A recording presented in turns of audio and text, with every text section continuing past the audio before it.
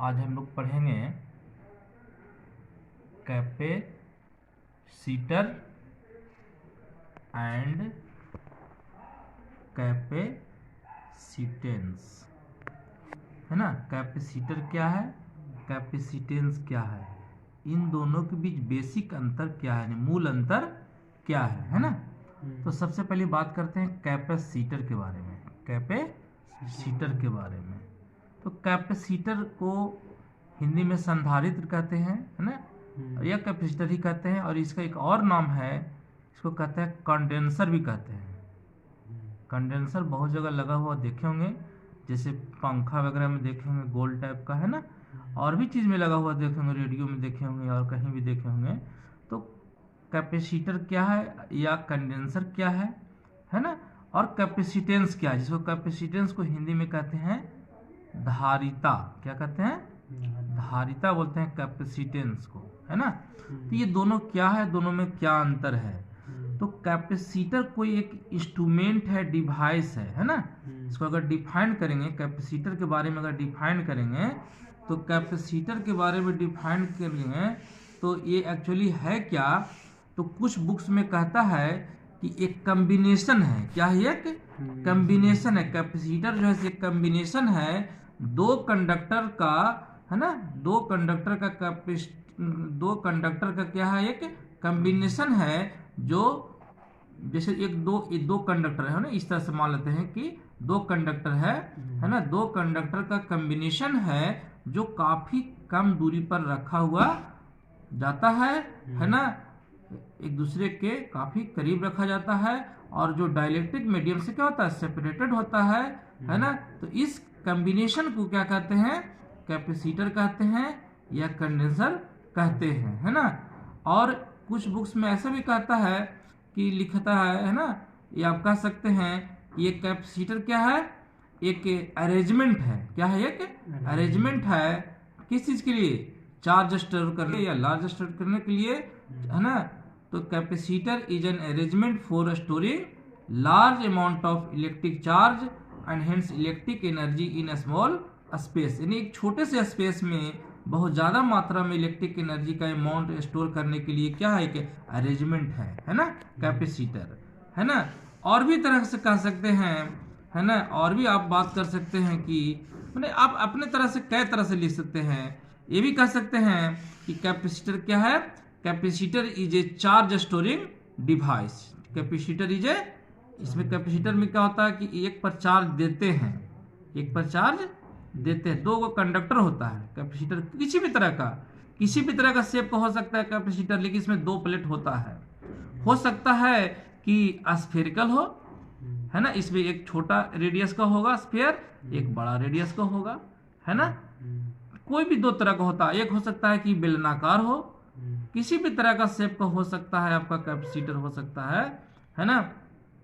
इसमें इस तरह का किसी भी तरह का शेप हो सकता है, लेकिन जनरली जो है से आपको तीन गो शेप होता है ना, जिसमें मोस्ट कॉमन होता है parallel plate capacitor. Most commonly use होता है, ज़्यादातर होता है पैरेलल प्लेट कैपेसिटर का यूज किया जाता है। लेकिन पैरेलल प्लेट कैपेसिटर भी होता है, स्फेरिकल भी होता है। स्फेरिकल कैपेसिटर, स्फेरिकल शेप का कैपेसिटर होता है। एक पैरेलल हो गया ना, पैरेलल शेप का हो गया, और एक हुआ सिलेंड्रिकल हो गया। लेकिन ज्यादातर यूज होता है, जो मोस्ट कॉमनली यूज होता है पैरेलल प्लेट कैपेसिटर होता है। तो पैरेलल प्लेट कैपेसिटर में जिस पर आप चार्ज देते हैं, पॉजिटिव चार्ज आप बाहर से देते हैं, तो उसको कहते हैं, अगर हम पैरेलल प्लेट कैपेसिटर की बात करते हैं, है ना, तो जिस पर चार्ज आप देते हैं, आप पहले रहता नहीं, पहले आप देते हैं, तो एक स्वतः इस पर क्या होता है, अपने आप कंडेंस हो जाता है दूसरे प्लेट पर, है ना। तो और ये दोनों के बीच एक मीडियम होता है, जिसको कहते हैं डाइलेक्ट्रिक मीडियम। डाइलेक्ट्रिक मीडियम कहते हैं इसको, दोनों के बीच के मीडियम को कहते हैं डाइलेक्ट्रिक मीडियम कहते हैं। डाइलेक्ट्रिक मीडियम का मतलब होता है कि दोनों चार्ज को आपस में जुड़ने नहीं देता है, करंट फ्लो होने नहीं देता है ना। इस तरह से अगर कोई मान लेते हैं, इस तरह से अगर मान लेते हैं कि अगर आप क्या करते हैं कि कोई यहाँ पर एक बैटरी लगाते हैं, क्या करते हैं, एक बैटरी लगाते हैं, एक मान लीजिए इस तरह से बैटरी लगाते हैं, तो इसमें चार्ज जो होगा, अगर इस पर प्लस अगर बैटरी देते हैं लगाते हैं, एक प्लस पोटेंशियल है माइनस है, अगर यहाँ पर सेल है ना, बैटरी है, तो इस पर जब प्लस चार्ज जब दीजिएगा तो अपने आप इस पर क्या होगा, माइनस डेवलप कर जाता है। यानी किसी भी तरह का शेप का हो, यानी दो प्लेट होता है और जिस प्लेट पर चार्ज स्टोर करते हैं उस प्लेट को कहा जाता है कलेक्टिंग प्लेट। कलेक्टिंग प्लेट कहा जाता है ना। और जिस प्लेट पर चार्ज कंडेंस हो जाता है इसको कहते हैं कंडेंसिंग प्लेट। कंडेंसिंग प्लेट कहते हैं, है ना। ये हुआ कैपेसिटर के बारे में। और सर्किट में, सर्किट जब होता है तो सर्किट में सिंबल है ना, सिंबल माने इसका इनकी संकेत क्या होता है। जैसे कि आप एक सर्किट में सेल का सिंबल क्या देखते हैं, ये सर्किट अगर है ना, ये सर्किट है तो इसको क्या कहेंगे, इसको कहेंगे क्लोज सर्किट कहेंगे, यानी जुटा हुआ है ना। तो इलेक्ट्रिक सर्किट है ना। तो सर्किट में ये क्या चीज का सिंबल हुआ, ये हुआ सेल का सिंबल हुआ, जिसमें एक लाइन बड़ा होता है एक लाइन छोटा होता है। एक बड़ी लाइन को कहते हैं प्लस से, या छोटी लाइन को कहते हैं यानी हाई पोटेंशियल लो पोटेंशियल। उसी तरह से कैपेसिटर का भी सिंबल होता है ना, symbol of any capacitor, symbol of any capacitor.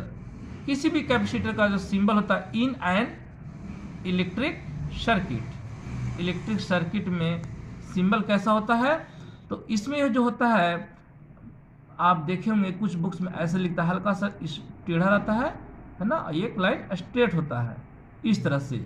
इस किस चीज़ का सिंबल है, कैपेसिटर का। कहाँ, एक सर्किट में।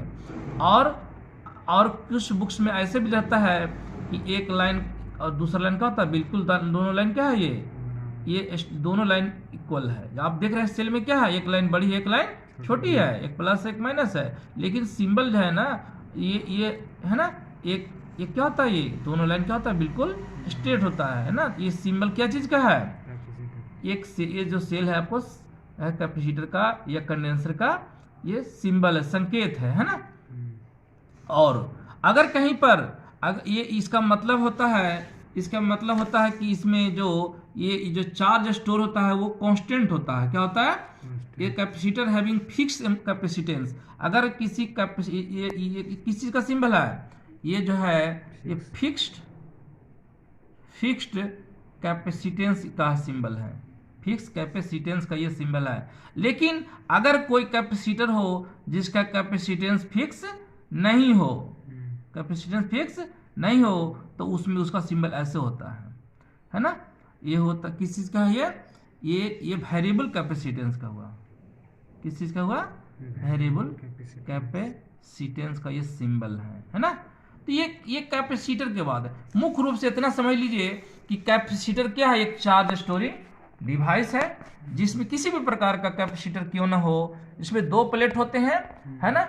एक प्लेट पर हम चार्ज देते हैं, इसको कहते हैं कलेक्टिंग प्लेट। एक प्लेट पर चार्ज खुद कंडेंस होता है, अपने आप हो जाता है डेवलप, उसको कहते हैं कंडेंसिंग प्लेट कहते हैं। और दोनों स्मॉल दूरी पर क्या होते हैं, डाइलेक्ट्रिक मीडियम से सेपरेटेड होते हैं। तो ये हुआ कंडेंसर की बात। कंडेंसर को सर्किट में कैसे सूचित करते हैं अभी ये भी देख लिए, है ना।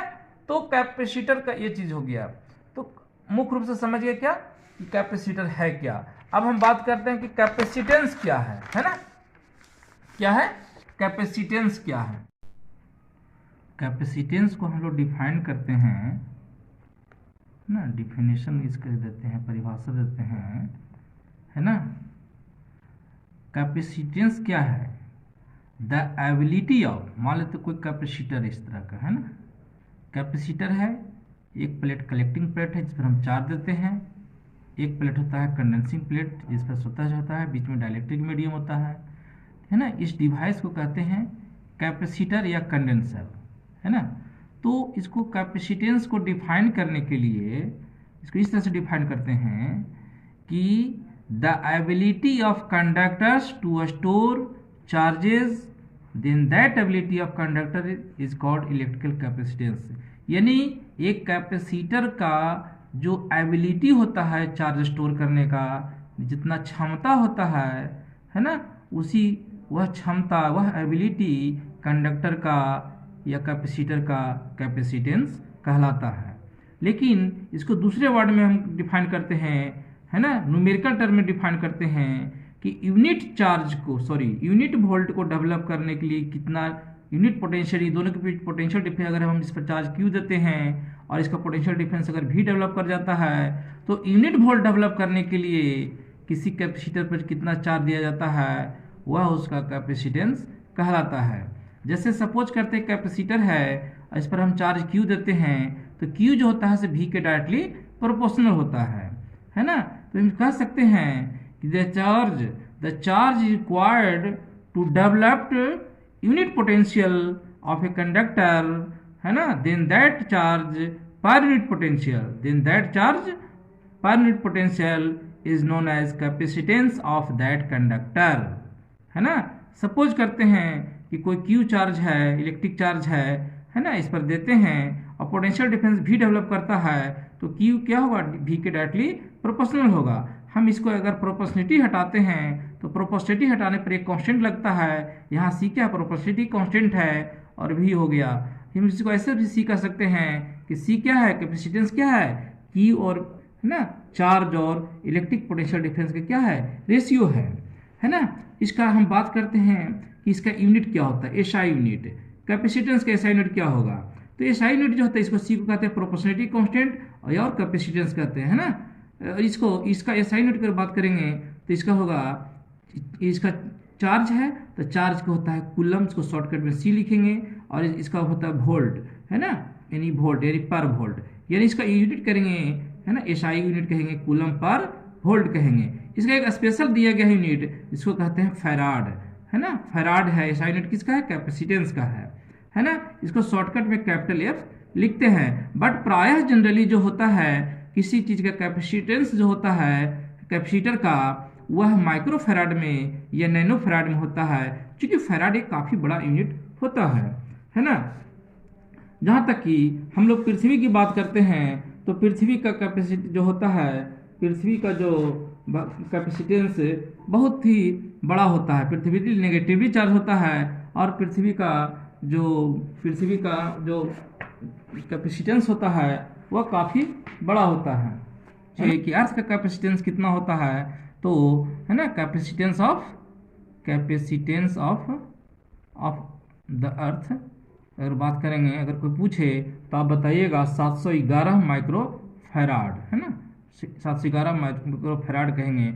यानी कि जनरली किसी भी कैपेसिटर का जो कैपेसिटेंस होता है वो काफ़ी कम होता है, बट साइन जो होता है कूलम पर वोल्ट या फैराड हम लिखते हैं। पूरा नाम लिखना तो स्मॉल से शुरू करेंगे, बट अगर सिंगल लेटर यूज करना तो कैपिटल एफ का यूज करते हैं, है ना। अगर हम बात करें इसका डायमेंशन की बात करें, डायमेंशन जनरली ऑब्जेक्टिव में पूछता है ना, ऑब्जेक्टिव में एक एग्जाम में या किसी कंपटीशन पूछता है तो कैपेसिटेंस का आप डायमेंशन आप आसानी से निकाल सकते हैं इस फार्मूले की मदद से, क्योंकि चार्ज का जैसे अगर पूछता हो तो शॉर्टकट में आप तो अगर याद है तो फटाक से बता सकते हैं कि इसका डायमेंशन होता है m-1 l-2 t4 a2 होता है। बट इसको अगर याद नहीं हो तो इस फार्मूले की मदद से भी आप आसानी से निकाल सकते हैं, है ना। जैसे कैसे, जैसे C इक्वल टू होता है Q बाई B होता है, तो चार्ज का जानते हैं डायमेंशन होता है AT होता है और V होता है वर्क बाई चार्ज होता है। तो वर्क का होता है, आप चार्ज ऊपर चला जाएगा तो चार्ज का स्क्वायर यूनिट हो जाएगा A2 T2 हो जाएगा, और वर्क को जानते होंगे कि ml2 T-2 होता है। इस तरह से आप आसानी से लिख सकते हैं कि m-1 l-2 T4 A2 होता है। ये काफ़ी इंपॉर्टेंट ये है। आप यहाँ पर एक चीज ध्यान रखिएगा कि किसी भी कैपेसिटर का, किसी भी प्रकार का कैपेसिटर होगा, यह कैपेसिटेंस जो है चार्ज और पोटेंशियल डिफरेंस का रेशियो जरूर है, अनुपात जरूर है, बट इन दोनों पर डिपेंड ये नहीं करता है। ये बात हमेशा ध्यान रखना है ना, और ये बराबर पूछता है। तो ये सी जो है सो किसी भी कैरियर प्लेट कैपेसिटर का या किसी भी कैपेसिटर का ये कैपेसिटेंस किन बातों पर डिपेंड करता है। यहाँ पर तो चार्ज मैं बताया कि जरूर रेशियो है, चार्ज और पोटेंशियल डिफरेंस का रेशियो है, कैपेसिटेंस कहलाता है ना। बट ये सी का वैल्यू इन दोनों पर डिपेंड नहीं करता है, ये बात हमेशा याद रखना है। तो किस चीज़ पर डिपेंड करता है ना। अगर कोई पैरेलल प्लेट कैपेसिटर है और अगर इसका मीडियम सिंगल डाइलेक्ट्रिक मीडियम हो, है ना, सिंगल डाइलेक्ट्रिक मीडियम हो, है ना, तो और पैरेलल प्लेट कैपेसिटर का सिंगल डाइलेक्ट्रिक मीडियम है, तो इसमें हम लोग जानते हैं कि C इक्वल टू होता है क्यू बाई वी होता है। इसके बीच पोटेंशियल डिफरेंस कितना है, वी है, इस पर चार्ज कितना है, क्यू है ना। तो इसमें आप निकाल सकते हैं कि कैसे कितना होगा कैपेसिटेंस होगा, इस फार्मूले की मदद से निकाल सकते हैं, है ना। क्योंकि जानते होंगे चार्ज के सतह के नजदीक इलेक्ट्रिक फील्ड डेंसिटी की वैल्यू कितना होता है, सिग्मा बाई एप्सिलॉन नॉट होता है। कब, जब ये मीडियम क्या हो, एयर हो या वैक्यूम हो, है ना। और किसी दूसरे मीडियम के लिए होगा तो epsilon nought into epsilon R होगा, है ना। तो आप इस फॉर्मूले की मदद से, और ये भी जानते होंगे कि ई बराबर है डीवी बाई डी आर होता है, एक फॉर्मूला जानते होंगे। क्योंकि पोटेंशियल डिफरेंस दोनों के बीच भी है और दोनों के बीच डिस्टेंस कितना है, प्लेट के बीच डी है, जो कि काफी स्मॉल होता है ना। तो वी बाई डी, तो वी इक्वल टू क्या होगा, ई इंटू डी हो जाएगा। तो ई की वैल्यू कितना, सिग्मा बाई एप्सिलॉन नॉट होता है इंटू डी हो गया, यानी वी का वैल्यू हो गया। और चूंकि जानते हैं कि सी इक्वल टू क्या होता है, क्यू बाई बी होता है, तो आप क्यू को क्यू रहने दीजिए, वी का वैल्यू यहाँ पर पुट करिएगा, तो सिग्मा, है ना, सिग्मा डी बाई कहाँ चला जाएगा, सिग्मा डी है ना, सिग्मा डी है ना, sigma D by epsilon not, तो एप्सिलॉन नॉट चला जाएगा कहाँ पर, ऊपर चला जाएगा। और चूंकि जानते होंगे कि अगर इस प्लेट का एरिया ए है ना, इस प्लेट का एरिया ए है और सरफेस चार्ज डेंसिटी अगर सिग्मा है, तो सिग्मा इज इक्वल टू क्या हो जाएगा, सिग्मा इज इक्वल टू जानते होंगे कि सिग्मा एक्चुअली होता क्या है, चार्ज पर यूनिट एरिया होता है। तो क्यू बराबर क्या होगा, सिग्मा इंटू ए हो जाएगा। तो सिग्मा जो है ना, तो चार्ज की जगह लिखिएगा sigma into A divided by, है ना, sigma D by epsilon not ऊपर चला जाएगा, है ना। तो सिग्मा से सिग्मा कैंसिल, यानी ए एप्सिलॉन नॉट बाई क्या हो गया, डी हो गया। यानी कैपेसिटेंस जो होता है, ये बात हमेशा याद करिए, रिमेंबर रखिएगा, ये कैपेसिटेंस जो होता है अगर, है ना, या जनरल ये हुआ फॉर एयर और वैक्यूम मीडियम, एयर और वैक्यूम मीडियम के लिए कैपेसिटेंस का वैल्यू। लेकिन कोई अगर एनी मीडियम की बात करें तो epsilon nought into epsilon R होता है बाई डी होता है ना। लेकिन एक चीज ध्यान दें, कॉमन है फॉर एनी मीडियम, है ना। तो ये याद रखना है कि ये कैपेसिटेंस किसी कैपेसिटर का ये प्लेट के एरिया पर डिपेंड करता है, ये दोनों के बीच के क्या डाइलेक्ट्रिक मीडियम किस प्रकार का उस पर डिपेंड करता है, और दोनों के बीच के दूरी पर डिपेंड करता है। लेकिन अगर मान लेते हैं कि मीडियम कैसा हो, अगर मीडियम मान लेते हैं कंपाउंड हो, कंपाउंड मीन्स होता है कि मीडियम क्या हो, एक से अधिक हो, किसके बीच, कैपेसिटर के प्लेट के बीच। मान लेते हैं कि इस तरह से है ना, कंपाउंड डाइलेक्ट्रिक मीडियम हो, कंपाउंड डाइलेक्ट्रिक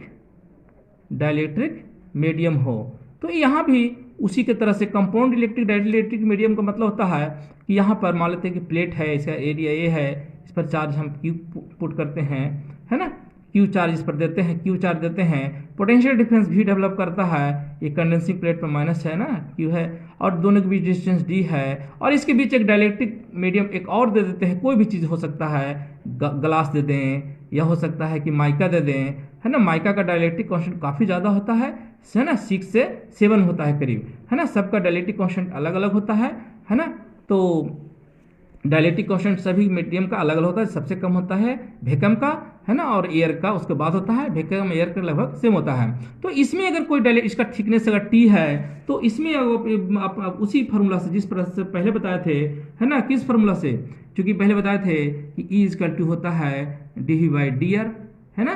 तो यहाँ पर पोटेंशियल क्या होगा, वी बाई डी हो जाएगा, है ना। तो यहाँ पर पोटेंशियल, इसमें पोटेंशियल डिफरेंस अलग होगा, एयर में पोटेंशियल डिफरेंस अलग होगा, इन दोनों के पोटेंशियल डिफरेंस को जोड़ देंगे तो टोटल पोटेंशियल डिफरेंस हो जाएगा, और उस तरह से आप क्या कर सकते हैं, यहाँ भी निकाल सकते हैं, है ना। तो मान लेते हैं कि टोटल पोटेंशियल डिफरेंस मान लेते हैं कि V है, और एयर में अगर V1 है, और अगर मान लेते हैं इसमें डाइलेक्ट्रिक में जो मीडियम यहाँ पर जो भी दूसरा लिए हैं एयर के अलावा, तो उसमें मान लेते हैं V2 है, तो आप निकालेंगे तो V का वैल्यू जो हो जाएगा, है ना, sigma by epsilon nought into D minus T plus sigma by epsilon nought into T होगा। और अब सॉल्व करेंगे तो सॉल्व करेगा लास्टली जो होता है, तो आपको जो वैल्यू आएगा, है ना, सी इक्वल टू आ जाएगा क्यू बाई वी, अगर टोटल चार्ज हम इस पर क्यू अगर देते हैं, टोटल चार्ज क्यू है तो वी हो गया, है ना। तो इसको निकालिएगा ए एप्सिलॉन नॉट बाई, है ना, सिग्मा बाई एप्सिलॉन नॉट